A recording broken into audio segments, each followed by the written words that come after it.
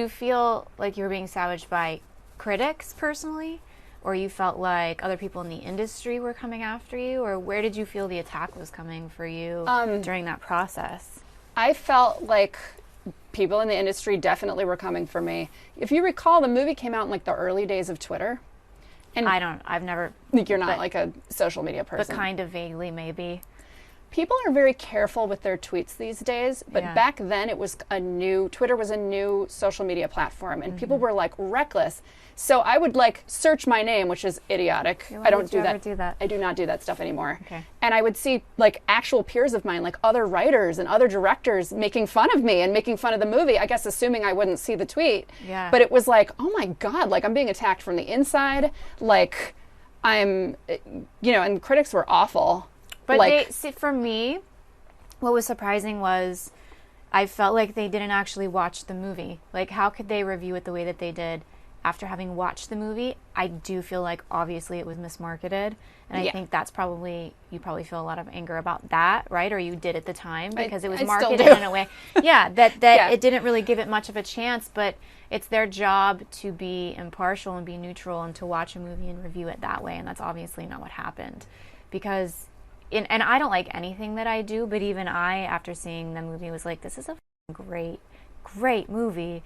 I expected to get on. That's what was always happening, and I figured was going to continue to happen. But I was surprised that the movie itself wasn't given more respect. But it has grown, like, year after year after year. It's growing this. I don't even know if can it even be considered a cult following at this point. I feel like it's broken through where it's just...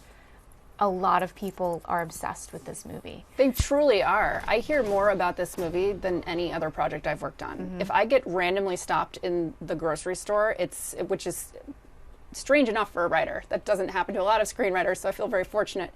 If somebody stops me, it's always some like 22-year-old who wants to talk to me about Jennifer's Body, and to me that is the coolest thing in the world. Yeah. Because it's like, I don't even think you could have legally seen this movie when it came out and you found it. Don't be so JV, maybe they're just boys. Morsels, we have all the power. Don't you know that these are like smart bombs, okay? You point them in the right direction and it gets real. Can you talk about, because obviously I wasn't in on like the audience testing and the screens and the testing for the publicity and the marketing and all of that. What was that like? Because obviously something went in a very wrong direction, and where was that coming from? Well, the test screenings were horrible. And I believe that's because of the audiences that were recruited for the screenings. Which were like frat boys? Exactly. The studio had a very strong, unshakable belief that this movie needed to be marketed to young men, specifically. So that was who they... Which came because of me, I'm assuming. Yes. Okay. Yeah, exactly. I got a very memorable email from a marketing person at the studio once, where I had sent him this articulate defense of the film, and here's how it should be marketed. And I said, what specifically are you thinking? And he wrote back, Megan Fox hot, 3 words. For putting a trailer together? That or was just for marketing in terms of general? In terms of what is the value of this film. Okay. So that should give you an idea of where they were going with it. Somebody was mentioning that at a test screening or you had a test group and somebody was like, it needs more boobs. I still have the card. So there was a test screening that a kid wrote. They said, what would you improve about this film? And the kid wrote, needs more boobs, and spelled boobs B-E-W-B-S. And that was the data that was collected and taken seriously by the people who were marketing the movie. So your experience, I feel like I am not a performer, and I feel like it must be a tremendous amount of pressure to be sort of centered on this poster, or to be you're the face of the film, and people are savaging it. Yeah. I mean, not to get too heavy, but like, yeah, no. Is it difficult for you, or are you thicker skinned because of the profession that you're in?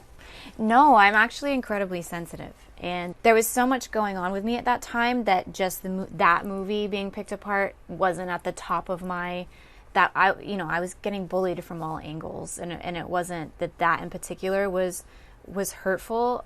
It was, but there was so much happening between the release of this movie, something very unfortunate was going on for me publicity-wise when I was promoting this movie, and then some other things happened after that, and I was dealing with a tremendous amount of negativity, and I wasn't on social media or anything like that, but it was just constantly in the tabloids or on celebrity blogs, like back when Perez Hilton was like the website that everybody went to. Do you remember when I got photographed swimming in the lake and I was horrified, and I begged Dan Dubecki to call Perez Hilton and not post those photos because I was just destroyed over that. I was so wrecked over that. But anyway, it was in that time before I was getting any sort of social media feedback, which I'm not getting it now anyway because I don't check it. But it was expected, I guess I would say, because I had such a fraught relationship just with the public and with the media and with journalists, and I was struggling so much at that time in general that this didn't stand out as like a particularly painful moment. It just was a part of the mix.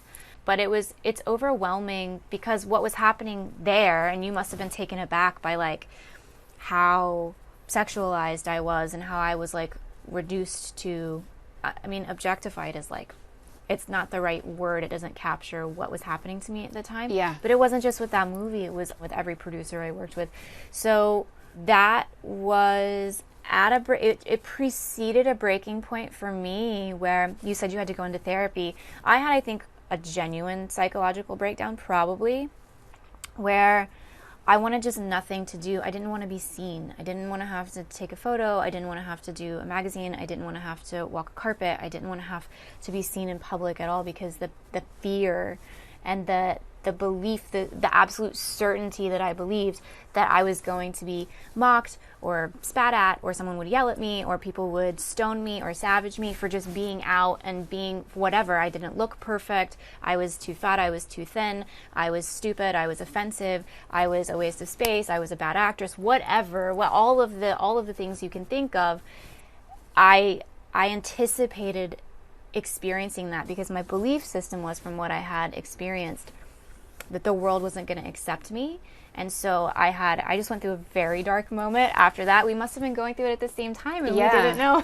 It wasn't because of this in particular, but this added to it, of course. But just I feel like, I was sort of out in front of the Me Too movement before the Me Too movement happened. Like, I was speaking out and saying, hey, these things are happening to me and they're not okay. And everyone was like, oh, we don't care. You deserve it because of how you talk, because of how you look, because of how you dress, because of the jokes you make. That's why you haven't really heard a lot from me on that subject, even though I have a lot to say. Yeah. Because to be honest, I'm still terrified people will say, well, she was a stripper. Right. We don't really care what she, does she really have a right to talk about being sexually objectified or having been put through in Hollywood? Because she, made that choice for herself. Yeah. And her story is not valid. Agreed. So I'm scared. Yeah. I felt the same way. I felt like, we live in this moment right now where you believe victims, but if there's ever going to be one person that it was okay not to believe, it would be me. If it's ever going to be okay to shame a victim, it's going to be me. That's just the belief because of what I've been through. And that's not to say that it's right, but it is a fear. It's the same fear that you're expressing. And not that I need to speak out so that I can have some sort of healing, but just the fact that we struggle with that privately is unfortunate because there's still not really a space. Like, I don't feel like there's a space in feminism for me, even though I consider myself a feminist. I feel like feminists don't want me to be a part of their group. And what are we talking about then? What is feminism? What is supporting other females? If there's only certain ones of us you support, if I have to be an academic or I have to be not threatening to you in some way, why can't I be a part of the group as well? Why do I have to be dismissed? Because of what? And now especially, what did I ever really do that was so provocative or so bad? Nothing. Especially that's why it's mystifying to me. Considering all the stuff that's happened since then and what's happening on a regular basis in this country and with celebrities that we have every day. I never really did anything that crazy, but I was really dragged through the coals for a lot of it. I'm very permeable and I'm very sensitive, and so I don't show that. I'm not stoic, that's not the right word. People think I'm standoffish, but it's usually because I have to be. I'm trying to put up a wall so I don't absorb everything you're feeling and he's feeling and this person is feeling and take it with me. And that energy was sort of penetrating me at that time in my life, and I definitely brought that to set and offset, and just in general, I was living that for a minute, and that made me wonder if you had somebody specifically you were inspired by. What I was really basing it on was myself, because I was going through this transition in my own life where I really am in real life, if we're going to use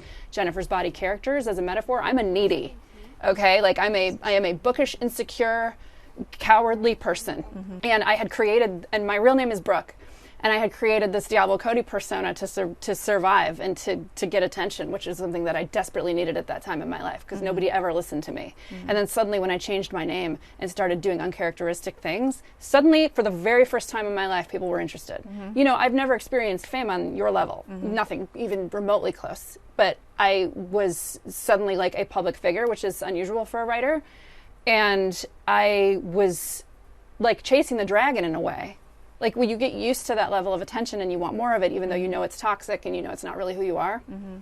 And luckily, like right after the movie came out and flopped, I was able to like pull the ripcord and I got pregnant. Like it was not a coincidence that the movie came out and I got pregnant like a month later, because I was like, I'm done. Like I don't like, I need a different identity now. This this is bad news. Like I'm going to be a mom. I'm going to be Brooke, and I'm going to go, and I'm not going to go to red carpets, and I'm not going to go to events. And I just didn't want to be any type of public figure anymore. So I just made that decision, which I don't regret.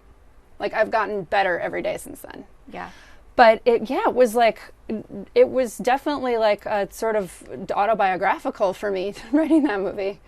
And no one has ever actually asked me that. So it feels cathartic to talk about. Was Jennifer then the projection of your alter ego then? Needy and Jennifer were Brooke and Diablo. Exactly. Yeah, because Needy is the person who's looking around going, this is all really messed up. Like this isn't okay. And Jennifer's flicking the lighter on her tongue, which I love that's become a very popular, iconic GIF that I get sent all the time. Yeah. But like, who knew? So one thing that people have asked me about recently is Me Too, and the way that this, like perhaps this film is finding more of a sympathetic audience now, because it is dealing with themes of like consent, assault, like male abuse of power.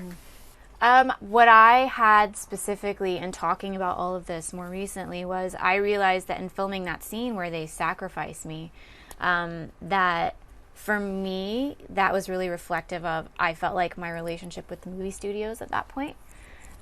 Because I felt like that's what they were willing to do, to literally bleed me dry. They didn't care about my health, my well-being, mentally, emotionally, physically at all. And they were willing to sacrifice me physically as long as they got what they wanted out of it. And it didn't matter how many times I spoke up and said, I'm hurting, this isn't right, I need someone to protect me, this is going on, someone needs to listen. It didn't matter at all.